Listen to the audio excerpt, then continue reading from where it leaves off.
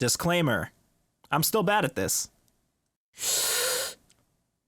Pokemon. You'd be hard-pressed to find someone who has never even heard of it. It is the most popular game series to exist, and it has inspired many of its players in various ways. From something simple like imagining or creating their own fake Pokemon, to cosplays, to even making a full ROM hack or fan game only for it to get shot dead by Nintendo and have its rotting corpse buried next to any similar project that dared to gain a decent amount of popularity. Point is, the series has inspired people to try their hand at making similar things. Temtem is one of them, and I am pleasantly surprised at how it is shaping up.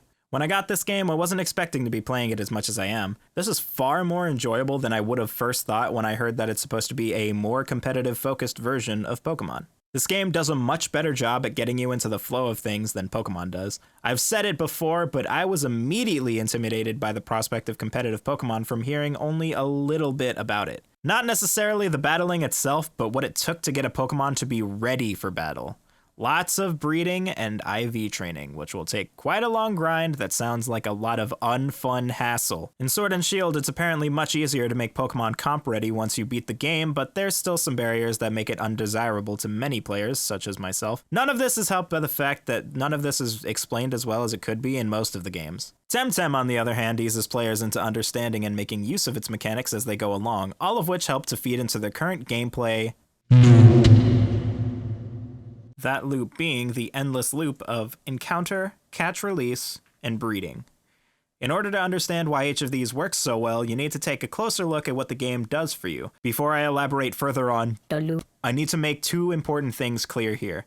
Number one, this game is currently in early access, meaning the game is unfinished and there's going to be certain aspects of the game that lack polish that will probably be touched up on later. There's also potential for some bugs, but there haven't been many of those that I've seen. Number two, this game is an MMO, and I feel like people don't realize this. While you can expect a very similar experience to Pokemon in regards to the adventure and many of its mechanics, this game is classified as an MMO, meaning it's always online and there will always be other people around. It also means many aspects of it are developed with MMO mentality, so you need to be aware of what that might entail. I feel like a good chunk of the players making certain complaints haven't actually experienced an MMO, so they aren't used to a lot of what's going on in here. So as I was saying, let's start with encounters. This is almost exclusively about wild encounters, but one thing is that you do get more XP from tamer fights, so there's that. When running into wild Tems, you either deplete all of its health or you capture it in a Tem card. Both options net your Tem's experience, so either one works. However, catching it is pretty much always worth your while. Upon capturing a Tem, you'll see this screen.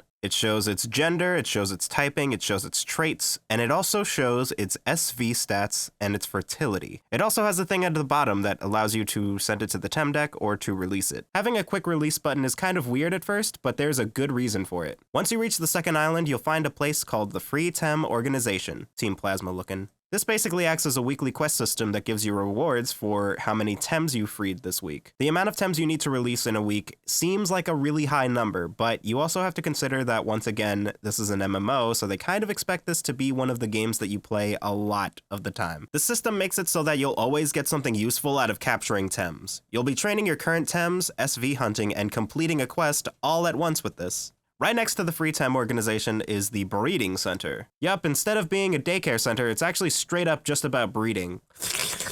The NPC at the counter actually does a really good job of explaining how breeding works. Even better, the screen that shows up with the Tems that you intend to breed actually is really helpful, so it makes it so much clearer what's actually going on. My favorite part about this is that both egg hatching and breeding the egg is both server exclusive. This means that you don't have to walk back and forth on a path to make your egg hatch or to wait for your things to breed. It's all time-based. Breeding is actually incredibly important in this game as well. Tems can evolve in this game as well, but the method that they use is a bit different. Most Tems evolve through leveling, just like in Pokemon, but the difference is that they'll only evolve after being leveled up a certain number of times at the time that they have been caught. For example, Kaku evolves after 11 levels, so if you catch it at level 5, you need to level it up to level 16 in order for it to evolve. The reason this is important is because there are level caps. Currently, the level cap is level 48, so when you catch things on the third island, which is the latest island that you can reach at this point, you're gonna have a real difficult time evolving these newly caught Tems if you don't breed them. In fact, for some of these on the third island, it's straight up impossible. This is why breeding is such an important part of the loop. The game was designed to loop into itself, and so that you could almost always be doing something beneficial to you. And I don't know if it's just me, but this is just really satisfying.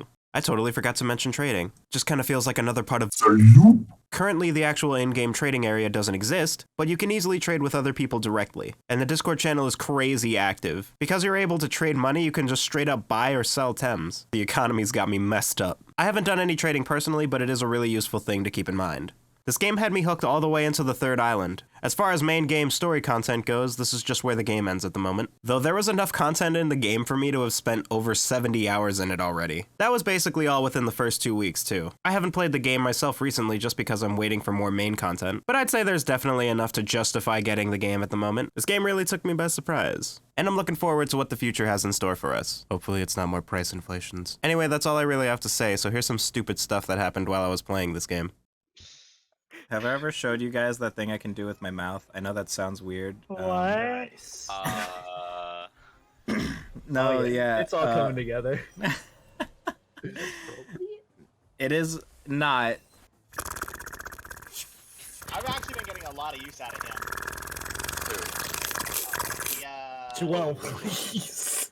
I'm just saying. I forgot that I could do that because. Why would I remember that I could do that? Stamina SV about to be a fat single-digit number. So I called it, but nice HP stat, I guess.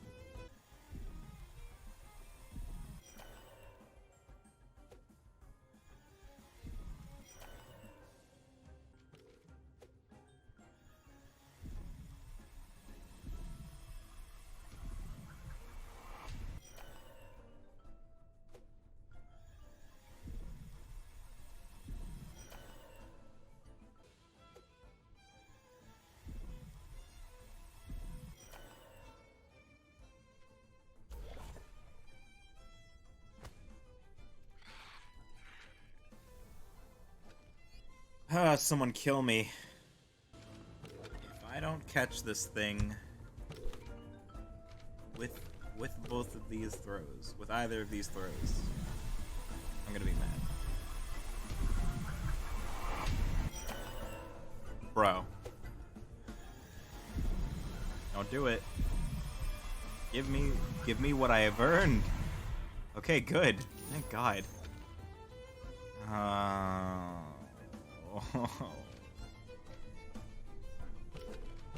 I gotta.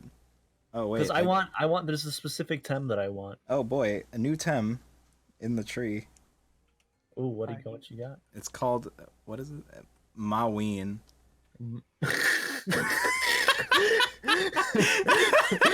Damn! I just got.